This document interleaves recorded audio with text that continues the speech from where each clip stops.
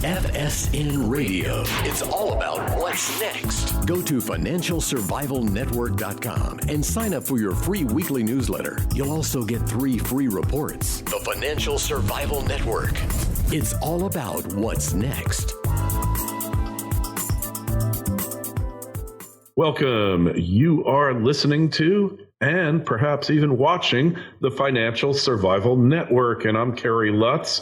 And, well, today is June 26th, 2020. And, hey, I had the good fortune of reading an article that you really need to read. It's in AmericanThinker.com. We'll post the link here on the site, and you can check it out. It's an article by our good friend, Dr. Ted Noel, and talking about the Great American Mask Hoax. Right now in Florida, we've had an upsurge in coronavirus, COVID-19, not in deaths, mind you, but in new cases. And that has led our public officials to do something, do anything, and their solution is wearing masks when in public, in buildings, in businesses, something I greatly resent. And, well, Dr. Ted, it's great to have you back on. It's good to be with you. Okay, so this article needed to be written because I saw a study that said the best protection you can get next to a properly fitted N95 mask is wearing a vacuum cleaner bag over your head. And none of my vacuums use bags anymore. They're all like, the dirt goes into a bin, a hopper, and you dump it out. So I don't even know where to get a vacuum cleaner bag. But what is the deal with these masks? Are we being fed basically a spoonful of what? Well, if you read all of the literature, and I went under this project by request. I wasn't going to bother with it. But you read all of the studies that are out there, and you can go to PubMed and look at it. You don't have to be a doctor to read it.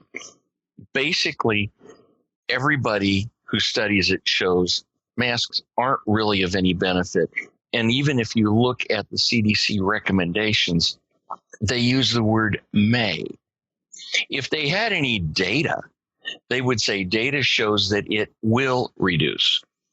And the answer is, I'm sorry, it doesn't work. I mean, get this.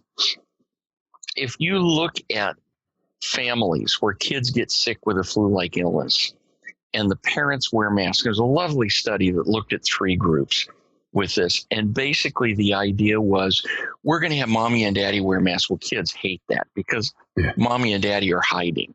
But if you can get them to wear the masks all the way through the kid's illness, it turns out that the parents who wear the masks maybe have a smaller number of getting sick themselves. But when you do the statistics, and it was a beautifully designed study with hundreds of patients, there is no statistical significance to it. They don't help. And here you're looking at a circumstance where you should be able to say, if the masks helped, we know these others would get better, and they don't work. I mean, we go pick every other circumstance they've been tested. The masks don't help.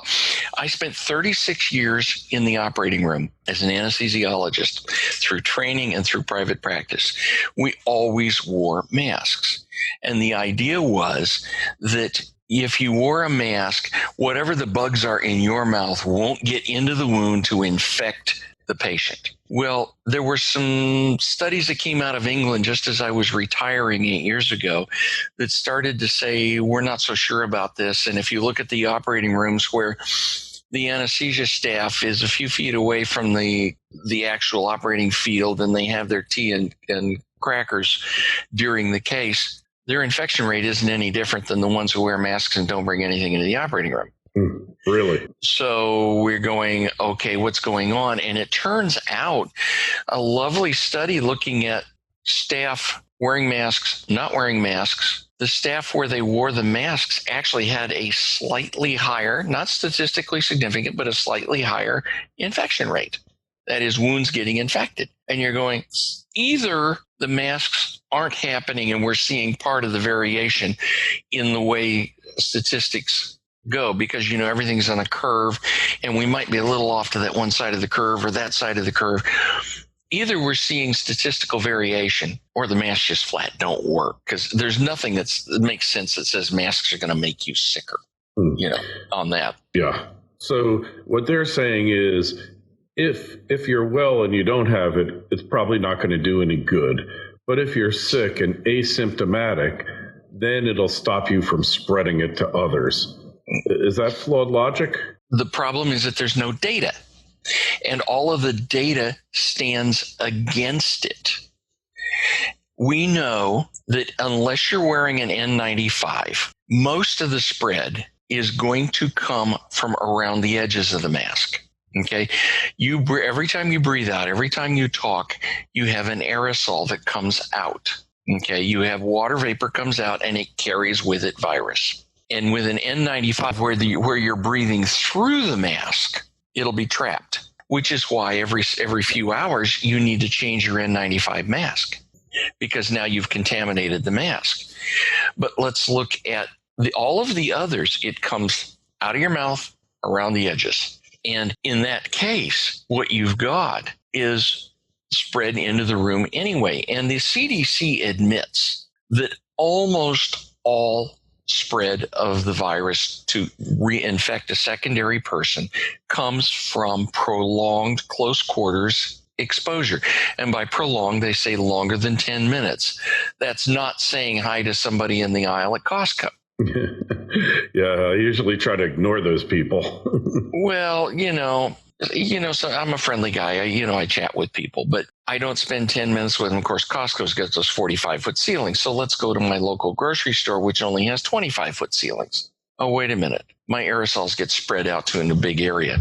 The places that get infected are close quarters. The first study of that came out of Guangzhou, China, and you had a restaurant where you had one table sitting here, table here, and a table on that side. One of the people on the middle table was sick. Well, people around him got sick. The air conditioner went down from this side, across this table, to his table, to that table, and back up through the return, and you had this loop running. And so the people downwind of him got sick. They were there for 90 minutes. That's prolonged exposure. Yep. And because it went back through the air conditioner down here, the people in this table got sick too. And that's what happens. You had prolonged exposure in close quarters. Then another study looked at a call center where an entire floor of the call center had a large number of people got infected from somebody who was sick. Bottom line is don't go to work if you're sick. If you are infected but not symptomatic, you're not shedding a whole lot of virus, and there's no way to know. Ultimately, you look at, what is a reasonable risk? We have to remember that everybody who breathed air died. Yeah. That doesn't mean air is toxic. Yeah. But the fact is, none of us get out alive. And what are the risks that are reasonable to undertake? And if you're not sick, your chance of spreading it to others is pretty darn small. And in the call center case, they had like 60% of the people got sick in that one floor. And that was where you had air conditioning. Air handler picked up the air from that floor, ran it through the chiller back down into that floor. So the air handler recirculated it, and you had people who spent 8+ hours in a closed environment. Those are the places that people get sick in. Yeah. So the other thing these studies have shown is that there's virtually no outdoor transmission taking place. Absolutely. I've written about this several times. All of the restrictions on the golf courses, one person in a cart, don't touch a flag stick, no rakes in the bunkers, are complete garbage. And the PGA Tour, obviously, they have to listen to the CDC or they're going to get reamed when one person gets sick. PGA Tour ought to let everybody in because sunlight, whether it comes through clouds or not, has ultraviolet, which sterilizes very quickly. Same with ball games, football games, baseball games. You're out there in the open and it's getting sterilized. And the Chinese researched 7,000 cases and they found 2 possible outdoor transmissions, but they couldn't be sure of it. And those are pretty good odds. I look at, I'm in Florida on the East Coast. We have this highway that I call the highway of death, I-95. And I watch bodies getting pulled off that highway on a regular basis, like multiple times per week. And I say to people, what do you think is more dangerous? Going to a restaurant or whatever, or driving down I-95? And anybody with any common sense says I-95. Oh, absolutely. I-95, though, is a piker compared to I-4. Yeah, I know, and I-10, but it's still pretty bad. Florida drivers, but I think Florida drivers are the COVID-19 of drivers across the country here. They're like and it's definitely, there was one study recently, Doctor, I want to get your feedback on. Farr's Law. Farr's Law says, and this is a guy who observed smallpox epidemics in 1840. So he didn't know how they were being transmitted because they didn't know about germs before the sterile method, all these things. And he observed that the epidemics lasted and they were a bell curve, and that the most vulnerable people died early, as one writer referred to it, the low-hanging fruit, and that later on, there was more infections, but the death rate went down until it ended. And that's kind of what we're seeing here. Farr's Law, a guy from 1840 figured this out, but the CDC can't. FSN Radio. It's all about what's next. To all you FSN community members out there, I want to share with you a program that I just signed up for and love, and I believe it has tremendous upside potential, and that is the Forex Smart Trade Currency Trading Program. Forex Smart Trade teaches currency trading using their proprietary indicators. These indicators are easy to read and tremendously accurate, almost 90% accurate. Yes, I know that sounds too good to be true. Well, you don't have to take their word for it. Forex Smart Trade is offering a promotion right now to my listeners whereby you can try their training and proprietary indicators for just $10 for 30 days. That's right, only $10 for their 30-day introductory trial, where you'll have access to live trade webinars and one-on-one personal instruction. It's a terrific value. The currency market hasn't taken the beating that the stock market has, so you need to learn about it and try it. Go to www.forex.smarttrade.com/Lutz. Get yourself set up now. Again, that's www.forexsmarttrade.com/Lutz. I promise you, it'll be the best $10 you've spent so far this year. The Financial Survival Network. It's all about what's next. Well, Nobel Prize winner Michael Levitt from Stanford duplicated that. He didn't make reference to Farr's Law, but the fact is that we saw this huge spike in cases and deaths, and then all of a sudden it went right down the other way. And it is the low-hanging fruit. And part of this has to do with, where does it go? What are the closed spaces with the high-risk individuals? Nursing homes. Vertically oriented housing in New York that has very poor maintenance. Jails. That sort of thing. Jails. Okay. In New York, Governor Cuomo sent COVID patients to nursing homes. In Florida, Governor DeSantis said, no way, no how, kept the sick people out of the nursing homes. And Florida has a mortality rate 1/10 of New York. Yeah, this was sheer and utter madness. I likened it to negligent homicide. I think these people should be tried. Governor Murphy did it in New Jersey. Governor Wolf did it in Pennsylvania. Governor Whitmer did it in Michigan. The governor of California tried to do it. There was an uproar and it stopped. He only did it for 2 days. So when you look at it, you didn't have to be an epidemiologist to know that you were going to kill off a lot of people by doing this, if they given it any thought. And their excuse was triage. We got all these patients. They're going to load up the hospitals, and we're going to have a breakdown. But in the meantime, all of the field hospitals that were set up and the naval ship, the Comfort, all had thousands of beds. And the hospitals in upstate New York that they made shut down because they could only take COVID patients were empty. So they could have helicoptered, they could have statted them up there and put thousands of patients in upstate hospitals. Instead, they chose to send them to nursing homes.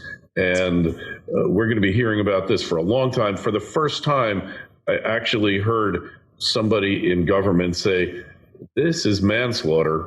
in New York, we'd call it negligent homicide. In other places, they call it involuntary manslaughter. But somebody's got to be called to account for this. So looking ahead, I think there'll be damage suits on this, and this is a perfect test case for qualified immunity. Yeah, definitely. And New York State passed a bill that gave the nursing home operators immunity from lawsuits for this very issue. And that just shows premeditation, in my opinion. But we'll let the judicial system hopefully work its magic there. Looking ahead, what are we going to see here, and when is this thing going to be over? I thought it would be over by now, but we're going to see a lot more younger people getting infected, and I want to separate out infection and illness, because infection simply means you got the bug. It stirred up an immune response, and your body shut down the bug without harming you on your ability to do daily life. Ill means the bug had sufficient overwhelming power to impair your daily life. If we look at the data, and I had California data handy, back of the envelope calculations show that the group that's getting sick now, which is the 18 to 35 cohort, if you look at people 35 and under and you compare their risk of mortality, the risk of dying from this disease, with the people 80 and over, it turns out that the people who are at risk of dying, the old people are 286 times more likely to die from the bug than people under age 35. Let's do that number again, 286 times. Basically, what it says is if you're under age 35, your risk of dying from this bug is less than your risk of dying in a knife fight after you got drunk at the bar. Yeah, it's absurd. And so we're seeing the younger people get infected. We're seeing the death rate has been down since mid-April, where it peaked, and primarily in New York State. And we're seeing the number of deaths in Florida somewhere at 40 or so per day, 40 to 60. And what we really don't even know is how many of these people are really dying from COVID. I saw an alarming statistic that when somebody checks into a nursing home, on average, they've got 5 months left to live. So we really have no idea how many people have just died from COVID. There's been a lot of analyses, but no definitive study. Well, I wrote about this early on when the Italian data came out. The average age of COVID death in Italy was 82. The average life expectancy total in Italy was 82.7. Mm-hmm. In other words, all that happened was you changed the date on the death certificate. And one of my comments, following on where you are, has been that anything remotely related to COVID, if their symptoms sounded like it, even if you didn't confirm it, they could become a COVID death. So our total of 120,000 deaths from COVID is probably double the actual number. One time I wrote down, I said that if your ex-wife's second cousin had COVID while you died in the hospital, you're listed as a COVID death. Yeah, and George Floyd, he could have been written down as a COVID death too. Absolutely, he was infected. So really, these numbers are kind of ridiculous and just used to panic the public. So if I could summarize, what you're saying is, at this point, you're probably, if you get infected, it's probably not going to kill you unless you have comorbidities and you're elderly. Mm-hmm. And in all likelihood, you're going to recover and you'll have immunity. And basically, so I've always said the number of cases makes absolutely no difference because only a fraction of them are being diagnosed. The only numbers that matter are hospitalizations and deaths. And even the hospitalizations don't necessarily matter that much because it used to be a hospitalization was going to chew up a bid for 7 days. Lieutenant Governor Dan Patrick of Texas was on Breitbart News this morning talking about this. And his point was, we've taken 7-day hospitalizations in that low-hanging fruit, high mortality group, and now we're seeing them at 3 days. Wow, I didn't know that. Yeah. And the key is, because the news people are talking cases instead of hospitalizations, lengths of stay, and mortality, all of which are crucial and important in this, they're painting this horrible picture when, in fact, there's no reason. Texas just backtracked on their opening. They should, in fact, carry forward. Florida, Ron DeSantis has made a point. We will look at the data. We'll hold, we're not going to be instantly reactive, although he did threaten bars with losing a liquor license. And give me a break. 40 proof liquor will reduce the transmission of virus because the mouthwash will do it. And the people who are getting drunk in the bars are the ones that we really would rather have getting drunk, getting sick. Yeah, well, I also saw that if you're a smoker, nicotine, you have 23% less chance of getting COVID. So it's encouraging all these bad behaviors. Hey, why not just mandate that everybody hop in a sauna 3 times a day? Because the sauna is going to kill off the virus too. I mean, there's a limit to this do-goodism, this feel-goodism. Like everything is emotional now. Yeah. I mean, we can go all the way from Antifa Stan in Seattle to pulling down statues in D.C. to COVID. Everything is emotional, and it all falls back to the news mantra that if it bleeds, it leads. Yes. And if nothing's bleeding, let's find something that we can make bleed. Yeah. And we're going to tug, oh my God, this is horrible. Yeah. So what's worse? Oh, we had 600 COVID-related deaths because you don't really know if they happen from COVID or not. Or we had 38,000 new cases. Which one is better? And which one's going to get more clicks? Because they don't even sell the dead tree media is dead. It's all about clickbait. So this story is just one giant example of clickbait. Hey, Dr. Ted, we got to get going now. Just tell us, we know about your YouTube channel, but you're writing for a number of websites now. Just clue us in. I write for 3 websites, American Thinker, Town Hall, and NOQ Report. You'll find me every 2 or 3 days on one of them. All right. Yeah, it's hard to keep track of you now. Let me just relate a funny story. On Twitter, I'll get your story in a second. On Twitter, just follow me at Dr. Ted, and you'll see all of those other links when they come up. Yeah, well, all the conservatives are deserting Twitter now. They're going to Parler. I might just do it. Mm-hmm. They've had me sandbox their YouTube for years. So I'm reading this article, and I didn't notice who wrote it. And, I'm reading the article about COVID, and I'm getting to the end, and I said, I know Dr. Ted wrote this article. And I look up, and sure enough, Ted Noel, MD. I knew your writing style.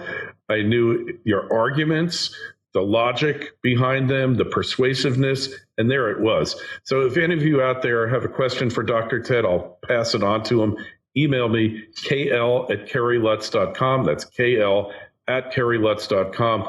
The website where you can get a free newsletter, financialsurvivalnetwork.com. And, of course, our Twitter feed.